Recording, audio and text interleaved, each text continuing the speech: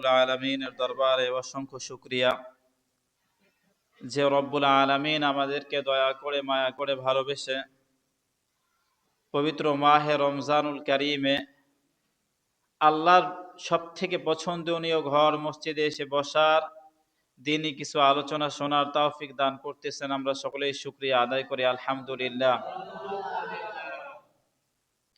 মুহতারাম হাজিরিন, সবথেকে বড় বাস্তবতা হলো রমজানের বেশিরভাগ আমাদের থেকে শেষ হয়ে গেছে।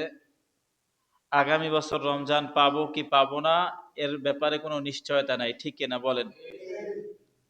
এজন্য এই বছরের যেই কয়দিন আছে এই কয়দিনকে খুব গুরুত্ব দেওয়া উচিত।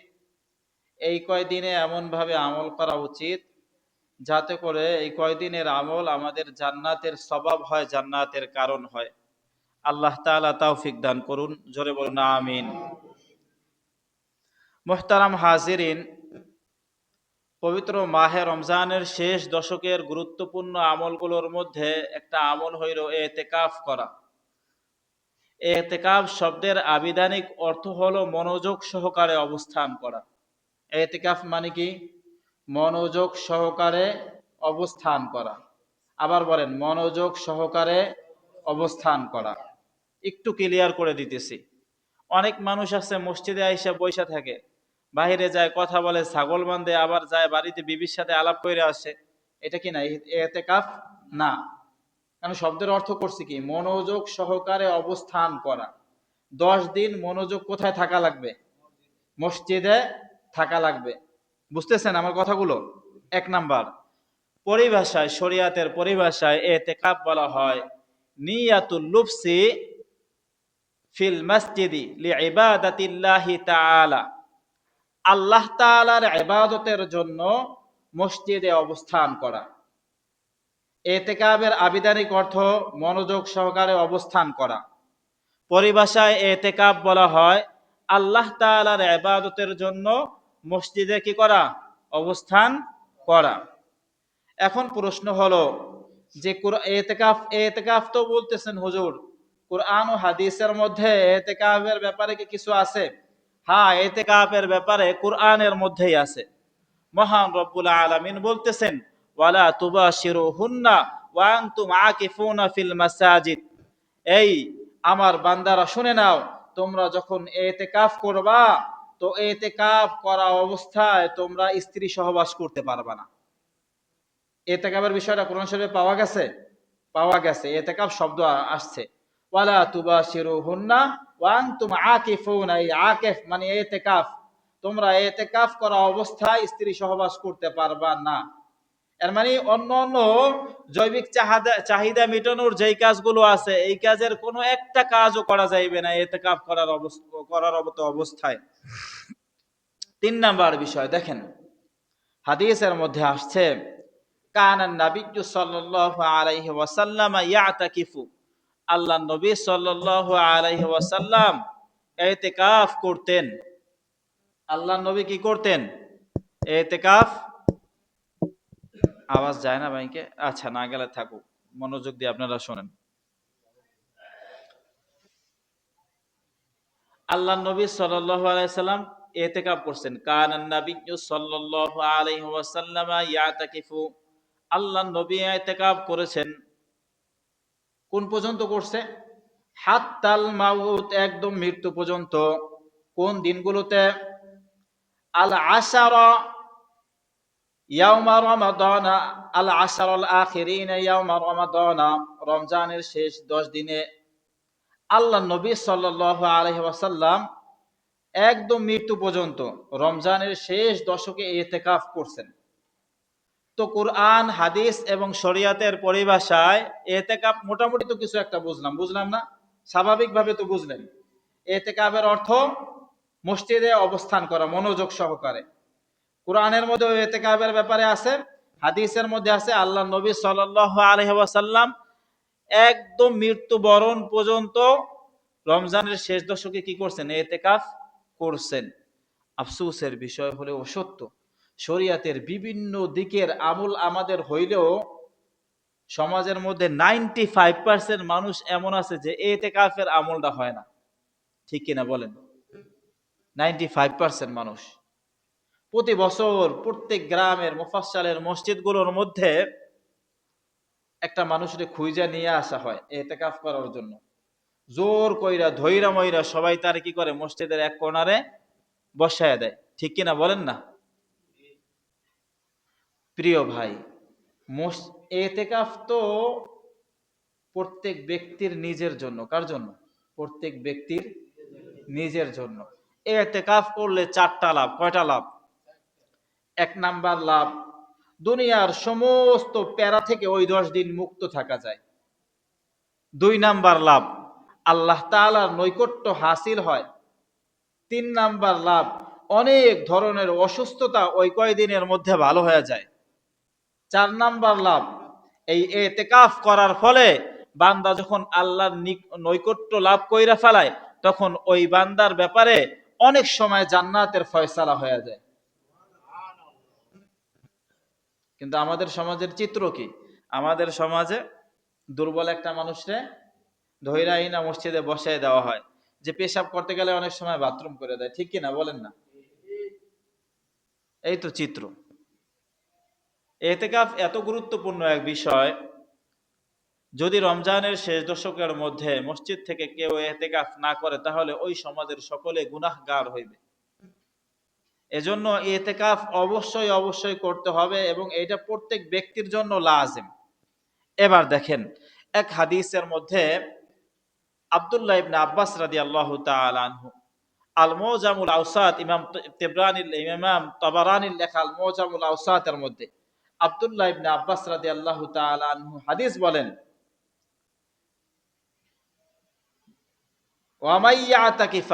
ওয়ামাইয়াতাকিফু, ওই ব্যক্তি যে ইতিকাফ করবে, ইয়াউমান ওয়াহিদান, কেবলমাত্র একদিন, বাইনাহু ওয়া বাইনান নারি সালাসা, তার মাঝে এবং জাহান্নামের মাঝে 3 পরীক্ষা খনন পরিমাণ দূরত্ব থাকবে জাহান্নাম তার থেকে। পরীক্ষা খনন মানে কি? আপনারা ছোটবেলায় 3য় শ্রেণীর বইয়ের মধ্যে একটা গল্প পড়ছেন, মহানবীর পরীক্ষা খনন। আল্লাহর নবী খন্দকের যুদ্ধ করছে, মনে আছে? একটু পড়ছেন কিতাবাদিতে, বই পুস্তক যারা পড়ছেন, খন্দকের যুদ্ধের গল্প পড়ছেন, পরীক্ষা খনন। তো ওই যে খন্দকের কিচ্ছা, ওই খন্দকের কিচ্ছায় যতটুকু পরিমাণ জায়গা আল্লাহ রাসূল খনন করছে, ওই 3 জায়গা পরিমাণ দূরত্ব তার থেকে জাহান্নাম দূরে থাকবে। সুবহানাল্লাহ।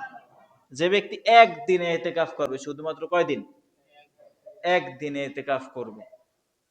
প্রিয় ভাই, ইতিকাফ প্রত্যেক 10 মিনিটের জন্য করা যায়, 5 মিনিটের জন্য করা যায়, একদিনের জন্য করা যায়, 3 দিনের জন্য করা যায়। তবে রমজানের শেষ দশকে এটা হলো সুন্নাত মুআক্কাদা, এটা একদম লাজিম, না করলে গুনাহগার হইবে বান্দারা। 5 মিনিটের জন্য করে কেমনে ইতিকাফ? আমাদের মসজিদে যখন তাবলিগ জামাত আসে, তো আমাদেরকে মসজিদে ঢোকার আদব শিখায়, শুনছেন না? মসজিদে প্রবেশ করার জন্য আদব কয়টা? 5টা শিখায় না? 1 নাম্বার বলে কি? ইতিকাফের নিয়তে প্রবেশ করা, শুনছেন? 2 নাম্বার বলে কি? ডান পা দিয়া প্রবেশ করা। 3 নাম্বার বলে দোয়া পড়ে কি করা? প্রবেশ করা, আল্লাহুম্মা ইফতাহলি আবওয়াবা রাহমাতিক। 4 নাম্বার, প্রবেশ করে হয়তো চুপিসারে বসে থাকা অথবা 2 রাকাত কি করা? নামাজ আদায় করা, আবার দুরূদ শরীফ পড়া। এই কথাগুলো বলে তাবলিগ ওয়ালারা, শুনছেন আপনারা কেউ? তাবলিগে আইলে বসে নেই না, শুনবেন কেমনে? সময় নাই তো। ধর্মীয় কোনো কাজ করার মতো সময় আমাদের কারোর নাই, এটাই বাস্তবতা। ধর্মীয় কাজ করার মতো কি নাই? সময় আমাদের কারোর নাই। ধর্ম শিক্ষা করার সময় বিন্দু পরিমাণ আমাদের নাই। বলতেছিলাম ইতিকাফ 5 মিনিটের জন্য করা যায়। যেমন আমি আজকে জুমা পড়তে আসছি, তো মসজিদ থেকে মসজিদের মধ্যে ঢোকার শুরুতেই নিয়ত করতে হবে আমি ইতিকাফের নিয়তে ঢুকলাম। কিসের নিয়তে? ইতিকাফের নিয়তে ঢুকলাম। যেই সময় এই নিয়তটা করব, এই নিয়ত করার সাথে সাথে আমি বান্দা আল্লাহর জিম্মাদারিতে চলে যাব। আমি বান্দা আল্লাহর জিম্মাদারিতে চলে যাব। মাইকে সমস্যা হয়েছে জানি আমরা, গুরুত্বপূর্ণ আলোচনা এখন আবার।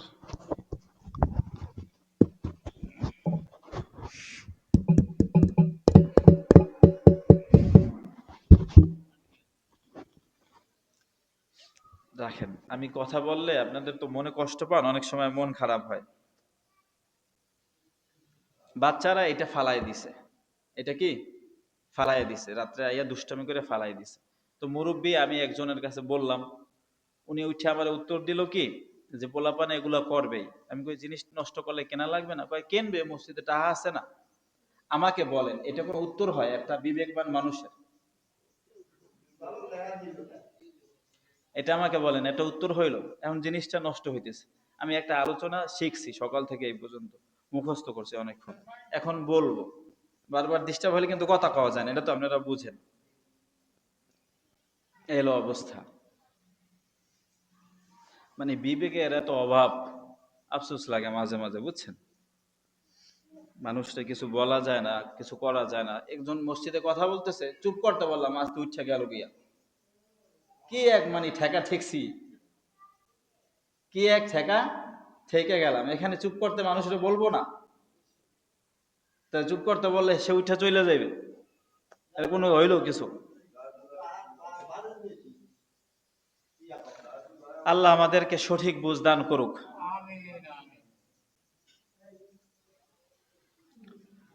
তো মূল বিষয় হইল এতেকাফ প্রত্যেক ব্যক্তির নিজের জন্য। এতেকাফ 5 মিনিটের জন্য করা যায়, 10 মিনিটের জন্য করা যায়। একদিন যদি কেবলমাত্র কোনো ব্যক্তি এতেকাফ করে, তাহলে ওই ব্যক্তির থেকে দোজখ 3 পরিখা পরিমাণ দূরত্ব থাকবে, 3 খন্দক পরিমাণ দূরত্বে থাকবে। এই হাদিসের অনেক ব্যাখ্যা আছে। খন্দক পরিমাণ ব্যাখ্যা দূরত্ব মানে খন্দকের ময়দান পরিমাণও দূরত্ব হইতে পারে। ওই যে খন্দকের যে ময়দানটা যত বড়, ওরকম 3 খন্দক পরিমাণ দূরত্বে তার থেকে জাহান্নাম থাকবে। আচ্ছা বলেন তো, যেই ব্যক্তির থেকে জাহান্নাম এত দূরে থাকবে, সে কি জাহান্নামে যাইবে? তাই কোথায় যাবে? জান্নাতে। অবশ্যই কোথায় যাবে? জান্নাতে যাইবে। একদিন এতেকাফের ব্যাপারে এই ফজিলত যে জান্নাতে যাওয়ার চান্স আছে, অথচ একদিন এতেকাফে বসার মতো ব্যক্তি আমরা এখানে কেউ নাই। এটাই বাস্তবতা, এখানে কেউ নাই। আমাদের সবারই তো কাজ আছে ভাই, আপনারও কাজ আছে, আমারও কাজ আছে। এই কাজ তো পৃথিবীতে চলতেই থাকবে।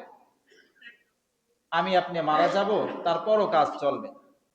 একদম আমাদের কাছ থেকে লক্ষ্য বস্তু নিদর্শন সামনে, আয়াতুল্লাহ খামিনি মারা গেছে, ইরানের যুদ্ধ থামে গেছে। আয়াতুল্লাহ খামিনি মারা গেছে, ইরানের যুদ্ধ থামে গেছে, ইরানের কাজ কাম সব বন্ধ হয়ে গেছে। ঠিক অনুরূপ ভাবে ভাই, এত বড় একজন সুপ্রিম পাওয়ার সম্পূর্ণ লিডার ইন্তেকাল হয়ে গেছে।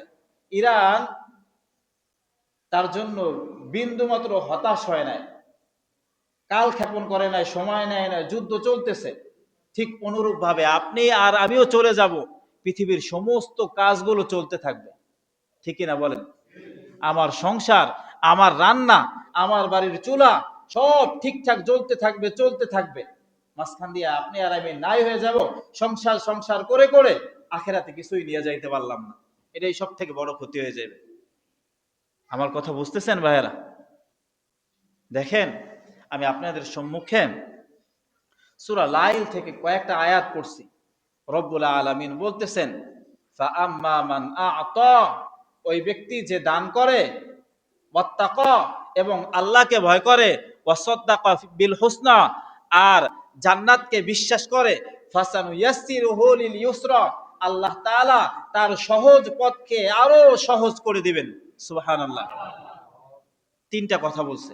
এক নাম্বার, যে দান করে, আল্লাহরে ভয় করে, আর জান্নাত যে একটা জিনিস আছে ওইটারে যে বিশ্বাস করে, এই ব্যক্তির সহজ পথরে আরো কি করে দিবে? আল্লাহ সহজ করে দিবে।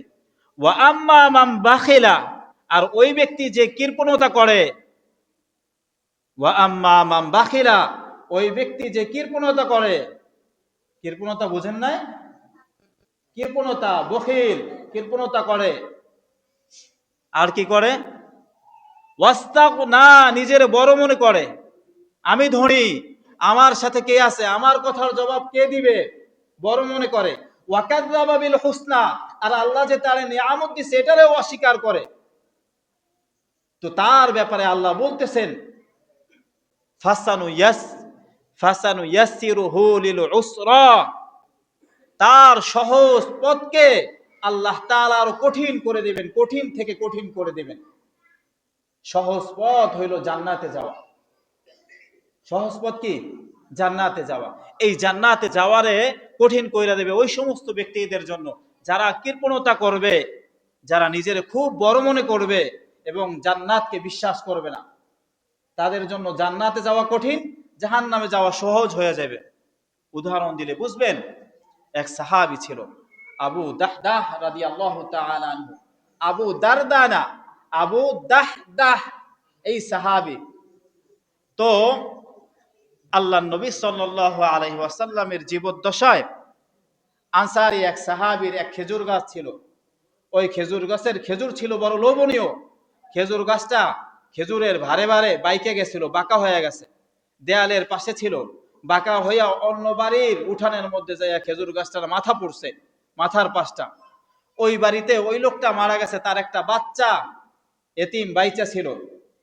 তো প্রতি বছর যখন খেজুর পাইরা নেয়, ওই ছোট বাচ্চার খুব লোভ লাগে, আগ্রহ জাগে খেজুর খাওয়ার, এবং তার চোখ থেকে অশ্রু ঝরে। বাপ নাই, গরিব মানুষ, এতিম মানুষ, খেজুর খাইতে মনে চায়। তো পাশের ওই আনসারি লোকটা ঠিকঠাক ভাবে দেয়ও না।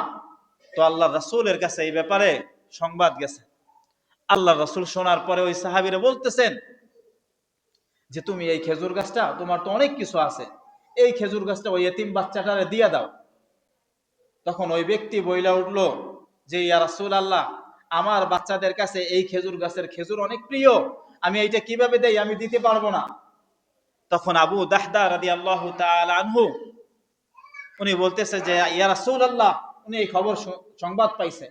সংবাদ পাওয়ার পরে আল্লাহ রাসূলের দরবারে গেছে, যা বলতেছে, ও ইতিমধ্যে আল্লাহ রাসূল ওই যে আনসারী সাহাবীরে বলছিল তুমি যদি এই একটা গাছের খেজুর তারে দিয়ে দাও, একটা গাছ তারে দিয়ে দাও, জান্নাতেও তোমারে আল্লাহ তাআলা একটা গাছ দিবেন।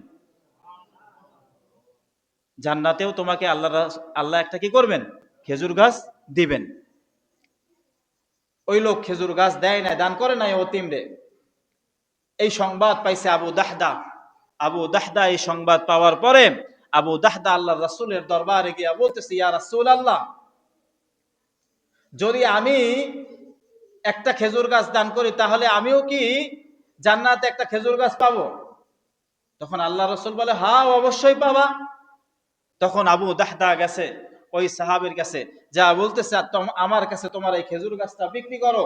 ওই লোক বলতেছে, বলবো না, বিক্রি করব না, এটার খেজুর খুব লোভনীয়, আমার বাচ্চারা পছন্দ করে। তারপর এক পর্যায়ে দরাদরি হইতে হইতে বলতেছে, যাও, আমার একটা খেজুর বাগান আছে, ওই বাগানের মধ্যে 600 খেজুর গাছ আছে, ওই বাগান সহ জায়গা সহ তুমি নিয়ে যাও, তোমার একটা খেজুর গাছ আমারে দিয়ে দাও। একটা খেজুর গাছ দিয়ে দিছে, বিনিময়ে কতশো খেজুর গাছ দিছে বলেন না? 600, জায়গা সহ। আরবদের একটা কালচার হইলো, একটা নীতি হইলো, খেজুর পাকার মৌসুম হইলে তারা আর বাড়িতে থাকে না, বাসায় থাকে না। খেজুর সংরক্ষণের জন্য, হেফাজতের জন্য খেজুর বাগানের মধ্যে ছোট কামরা বানায়, ছোট ঘর বানায়, বড় আলিশান করে শানদার ঘর বানায়। সেখানে হান্ডি পাতিল নিয়ে পিকনিকের জন্য মোটামুটি যায় তারা। খেজুর হেফাজত করে, আবার স্ত্রী সন্তান লইয়া ওইখানে বইয়া কিছুদিন আনন্দে ফুর্তিতে কাটায়। তো ওই আবু দাহদার স্ত্রী সন্তানরা ওই সময় খেজুর বাগানের মধ্যে। আবু দাহদা জায়ার খেজুর বাগানের মধ্যে ঢুকে নাই, যা ডাক দিছে, ইয়া উম্মাদ দারদা, ইয়া উম্মাদ দাহদা, হে উম্মে দাহদা, বাগান থেকে বের হয়ে আসো। বলতেছে, কেন বের হবো আবু দাহদা, কেন বের হয়ে যাব? বলতেছে, খেজুর গাছ বেচে দিছি। উম্মে দাহদা বলে, বেচছেন তো বেচছেন, কত টাকায় বেচলেন? তো আবু দাহদা বলতেছিল যে বিনিময় টিনিময় বুঝি না, আল্লাহ রাসূল বলছে যে জান্নাতে একটা পামু। তখন ওই যে উম্মে দাহদা, উনি মানে ওনার স্ত্রী বাগান থেকে আন্টি পাতিল সব রাইখা দিয়ে বাইরে আর কইতেছে, কয় রবি হাল বাইয়ু ইয়া আবা দাহদা, আপনার এই ব্যবসাটা কতই না লাভজনক। রবি আল বাইয়ু ইয়া আবা দাহদা, আপনার এই ব্যবসাটা কতই না লাভজনক। আপনি জান্নাতে একটা গাছের বিনিময়ে আপনি একটা বাগান দিচ্ছেন, তাতে কি হয়েছে? এই কথা বলতে বলতে বাগান থেকে বাইরে হয়ে গেছে। তো এই ছিল সাহাবা একরামের আমল, এই ছিল সাহাবা একরামের চরিত্র আর দানশীলতার অবস্থা। দানশীলতার অবস্থা ছিল সাহাবা একরামের এই। লান তানালুল বিররা হাত্তা তুনফিকু মিম্মা তুহিব্বুন। আল্লাহ নিজে কইতেছে লান তানালুল বিররা, তোমরা কল্যাণকামী হইতে পারবা না যতক্ষণ না নিজেদের পছন্দনীয় জিনিস দান করবা। পছন্দনীয় জিনিস দান না করলে কি করা যাবে না? আল্লাহর প্রিয় হওয়া যাবে না। উদাহরণ দিলে বুঝবেন সহজে। পকেটে 5 টাকার একটা নোট আছে, 10 টাকার একটা নোট আছে, 15 টাকাই আছে। কয় টাকা আছে বলেন না? 5 টাকার একটা, 10 টাকার একটা। মনে চায় 5 টাকা দিতে মসজিদে, মনটারে একটু বুঝাইয়া 10 টাকা দিয়ে দেন। এইটা হইল নিজের পছন্দনীয় জিনিস কি কইরা দেওয়া, দান কইরা দেওয়া। মনে চাইছে মসজিদে 100 টাকা দিতে, একটু কষ্ট কইরা 150 টাকা। এইটা হইছে নিজের মনের থেকে বাইরে যাইয়া পছন্দনীয় জিনিস দান করা। আমি কথা বুঝাইতে পারতেছি আপনাদেরকে?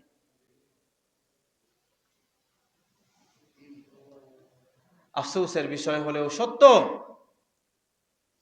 দিন শরিয়ত তো বোঝার খবর নাই নাই এমন অবস্থা মুসল্লিদের আমার কানে আসছে। এক মুসল্লি নাকি বলতেছে যে হুজুরের বেতন দেওয়া দরকার 2000, কারণ কি হুজুরে ভোর রাত্রে ডাকে না। হুজুরে কি করে না? ভোর রাতে ডাকে না। 3টা জবাব আছে এটার আমার কাছে। কয় জবাব? 3 জবাব। 2 জবাব কোরআন হাদিস থেকে, 1 জবাব আমার নিজের ব্যক্তির। জবাব নেন, ফিকহের কিতাব থেকে দিতেছি। আজানের পরে এই এলান বা আদাল এলান শরিয়াতের মধ্যে বৈধ না। আজানের পরে গজল চালাইয়া দেওয়া, এটা কি না বৈধ না? তাহলে আজানের গুরুত্ব থাকে না। আজানের কি থাকে না? গুরুত্ব থাকে না। উদাহরণ দিলে বুঝবেন। আজান হয়ে গেছে, শোনার পরে আমরা একটু ঘুমাই। যখন শুনি মসজিদ থেকে বলা হয়েছে আরো 10 মিনিট বাকি আছে, তখন আমাদের মন বলে যে আর 5 মিনিট হোক, 5 মিনিট আগে যাইয়া পাবি হেনে। ঠিক কিনা বলেন? শরীর কি কয় আর 5 মিনিট শো, 5 মিনিট আগে যাইয়া পাবি, দৌড়াই যাবে। এরপর একটা ঘুম দেয়, শয়তানে মাথা বানায়, পুরা নামাজ কাজা হয়ে যায়। এজন্য এলান বাদাল এলান, আমি কিন্তু শরীয়ত থেকে বলতেছি, কুরআন হাদিস থেকে, বৈধ না। এবার আসেন ভোর রাত্রের বেলা ম্যাক্সিমাম ইমাম সাহেবরা কোথায় ফতোয়া পাইছে আমি জানি না। আমি ফতোয়া দিতেছি না, কারোর কাছে বলতেছি না। আমি আপনাদের আমলের জন্য বলতেছি, আমার আমলের জন্য বলতেছি। ভোর রাত্রিবেলা আপনাদের বাসায় কি ছোট বাচ্চারা আছে? জবাব দেবেন আমার কথা। ছোট বাচ্চারা আছে? অসুস্থ মহিলারা আছে? অসুস্থ বুড়া মানুষরা আছে? এমন কি লোক এই সমাজের মধ্যে আছে যাদের রোজা ফরজ না? কথা কন না, আছে না? আচ্ছা, ছোট বাচ্চা, অসুস্থ মানুষ, এমন মা বোনেরা আছে না ভোররাত্রে কোরআন তেলাওয়াত করে? এমন মা বোনেরা ভাইয়েরা আছে না তাহাজ্জুদ পড়ে? আমি ইমাম সাহেব মানুষ, ঘুম থেকে উঠাই, আমার মোবাইলটা দিয়া একটা মিউজিকালা গজল বাজে। ইদানিং দেখছি সব জায়গায় মিউজিক্যাল একটা গজল বাজাই, এই জায়গায় রাইখা, এইটারে রাইখা দিয়া ইস্তেঞ্জা করতে গেলাম। সব কিছু মিলাইয়া 8-10 মিনিট 15 মিনিট আমার লাগলো। এই 15 মিনিট যেটা বাঁচতে থাকলো, এই যে পুরো সমাজের ডিস্টার্ব হইলো, এটার জবাবদাহিতা কি করবে আমাকে বলেন? এটা কোন শরিয়াতের মধ্যে আছে এইভাবে জাগ্রত করা মানুষটা ঘুম থেকে? কোন জায়গায় আছে? প্রিয় ভাই, আল্লাহ রাসূল এক হাদিসের মধ্যে বলেন, তোমার ইমানকে খাঁটি করো, অল্প আমল নাজাতের জন্য যথেষ্ট হইবে। আগে কি করতে বলছে বলেন? ইমান খাঁটি করতে বলছে। আগে কি করতে বলছে? ইমান খাঁটি করতে বলছে। তাহলে অল্প আমল কি হবে? নাজাতের জন্য যথেষ্ট হইবে। ইমান খাঁটি করার মানে হলো পরিশুদ্ধ আমল। আল্লাহ কখনো বেশি আমল চায় না। আল্লাহ চায় ভালো আমল। কি চায়? ভালো আমল। একটা হইলো কোয়ালিটি, একটা কি কোয়ালিটি বিজনেসের ভাষায়, আর একটা হইলো কোয়ান্টিটি।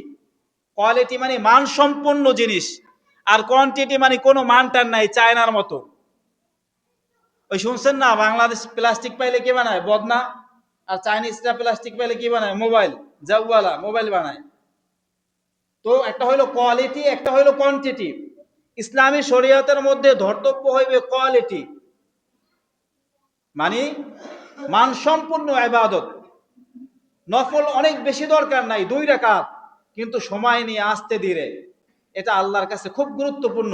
এই 2 রাকাত নাজাতের জন্য যথেষ্ট হয়ে যাইতে পারে। সুবহানাল্লাহ। 10 রাকাত পড়লাম, সূরা ফাতিহা একটার মধ্যেও স্পষ্ট হয় না। অনেক সময় আমরা অনেকেই নামাজ পড়ি, নামাজের মধ্যে সূরা ফাতিহার পর কোন সূরা পড়ছি নিজেই কইতে পারি না, রুকুতেও গেছে গিয়া। এটার কয় অটো নামাজ। কি নামাজ? অটো নামাজ। আমাদের হয় এমন, এমন হয় না? ম্যাক্সিমাম এমন হয়। কিন্তু আজকে জুমার পরে জুমার নামাজে কোন কেরাত পড়ছি অনেক মুসল্লি বাইরে এলে কইতে পারবে না। এটা বাস্তবতা ভাই, আমি জানি, স্বীকার না করতে পারেন আপনারা। মূল সমস্যা কোন জায়গায়? সমস্যা হয়েছে আমাদের ইবাদতে মন বসে না। যেই কথা আমি বুঝাইতে চাইছিলাম, ভোর রাত্রের বেলা এইভাবে লাউড স্পিকারে মাইক বাজায় রাখা, এটা শরিয়ত বৈধতা দেয় না। শরিয়ত কি দেয় না? বৈধতা দেয় না। আমার কথা বুঝতে পারতেছেন আপনারা? এটা নিয়ে অন্য কারোর সাথে আবার ঝগড়া বাজানোর দরকার নাই। আপনি পারেন আমল করবেন, বাস। না পারলে চুপ থাকেন। না পারলে কি চুপ থাকেন। আরেক মসজিদের ইমাম সাহেবের সাথে এটা নিয়ে বাজানোর কি নাই, দরকার আপনার নাই, বাস। তো দুইটা উত্তর দিলাম। 3 নাম্বার বিষয় হইল, দেখেন, আজান তো ইসলামী শরিয়াতের মধ্যে আসছে দ্বিতীয় হিজরিতে।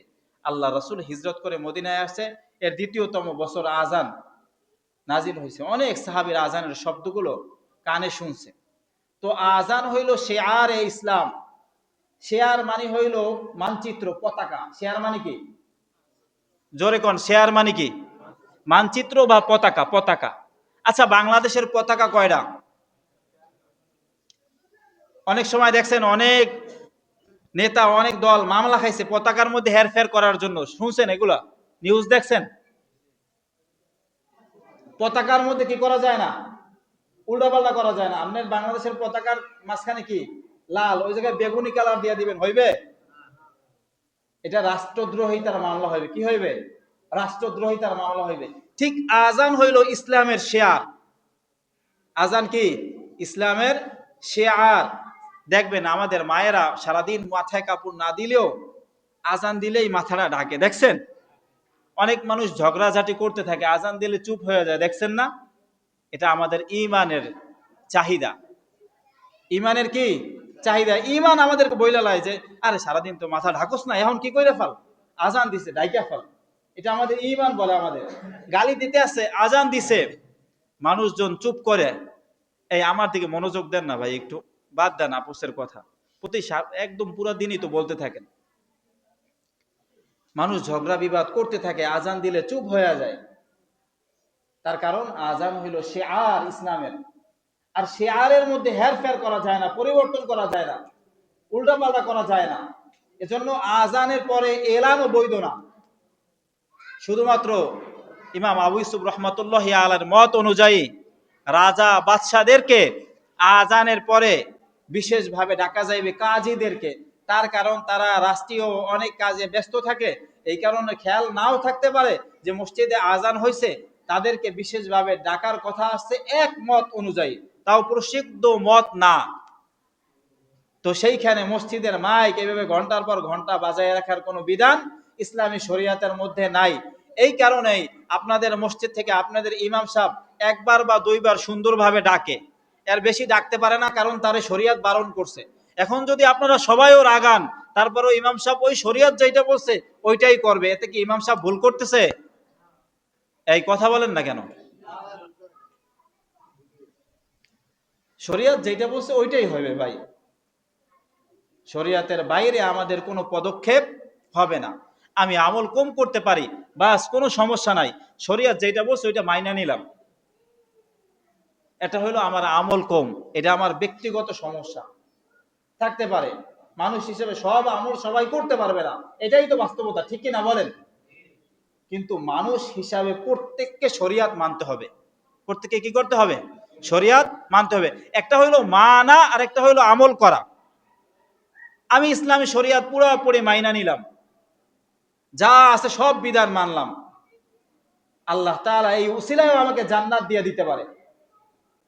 কারণ একটা মানুষ সব বিষয়ে যে আমল করতে পারবে না, এটা কে ভালো জানে বলেন? আল্লাহ ভালো জানে।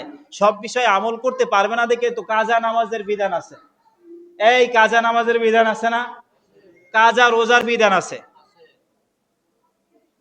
হজ করতে পারে নাই, বাবায় মারা গেছে, ছেলেরা বদলি হজ করে। ছেলেরা কি করে? বদলি হজ করে। আছে না বিধান? এই যে বিধানগুলো আছে, কারণ কি? এর মানে আল্লাহ তাআলা ভালো করেই জানে আমি যেই বান্দাদেরকে সৃষ্টি করেছি এরা আমার সব বিধান হুবহু কি করতে পারবে না, পালন করতে পারবে না।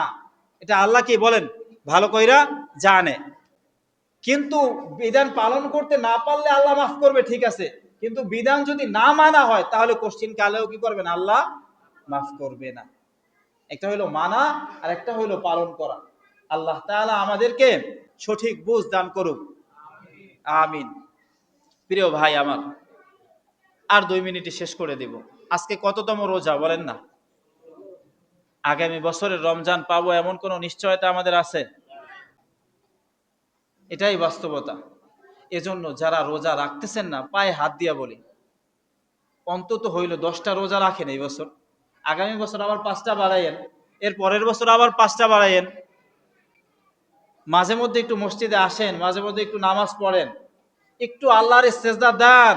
আল্লাহ তো আপনারে সৃষ্টি করছে ভাই, আপনারে আমারে প্রত্যেককে আল্লাহ খাওয়াইতেছে। আমাদের সকলকে কে রিজিক দেয় বলেন না? আল্লাহ খাওয়াইতেছে, আল্লাহ পালতেছে, আল্লাহ রিজিক দিতেছে, সুস্থতা দান করছে আল্লাহ। অসুস্থ হইতে মানুষের সময় লাগে? এই যে আমাদের মাওলানা জাহিদ সাহেব, ওনার হচ্ছে একটা স্টোন হয়েছে হাড়ের মধ্যে, হাড়ের মুখে, স্টোন মানে পাথর, কিডনির মুখে একটা কি হয়েছে, পাথর হয়েছে। সুস্থ সবল মানুষ, যেদিন ধরা খাইছে সেদিনও দুষ্টামি করছি আমরা একসাথে। তো আপনি আর আমি কখন ইন্তেকাল করব, কখন সুস্থ থাকব, কখন অসুস্থ হব, এটার কোনো গ্যারান্টি নাই আমাদের, কি নাই, কোনো গ্যারান্টি নাই। আমার এক উস্তাদ বলতেন যে পৃথিবীতে 22টা থাকা আশ্চর্যের বিষয়। 22টা থাকা কি আশ্চর্যের বিষয়, কেমন একটু শোনেন, শেষ করে দেব। 2 মিনিট বলছি তো, 1 মিনিট আছে। আমরা যখন ঘুমাই আমাদের প্রত্যেকের রূহ আমাদের দেহ থেকে আলাদা হয়ে যায়, প্রত্যেকেরটা কি হয়ে যায়, আলাদা হয়ে যায়। এই জন্য দেখবেন হঠাৎ করে টাচ করলে মানুষ লাফ দিয়ে ওঠে, দেখছেন? হঠাৎ করে টাচ করলে লাফ দিয়ে ওঠে না? তার কারণ কি? রুহটা তো বাইরে, ও আস্তে আস্তে সময় নেয় ভিতরে, সময় নিতে যাইয়া মানুষটা অচেতন, মানুষটা হঠাৎ করে এজন্য লাফ দিয়ে ওঠে। তো আর আপনি আর আমি তো প্রতিদিনই মরি, প্রতিদিনই তো ইন্তেকাল করি,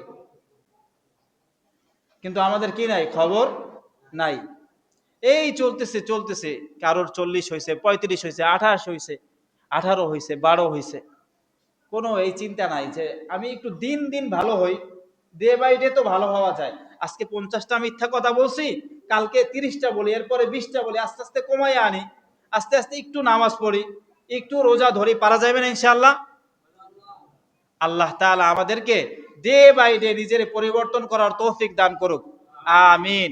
নাসরুম মিনাল্লাহ ওয়া ফাতহুন করিব ওয়া বাশশিরিল মুমিনিন। ইতিকাফে বসবেন,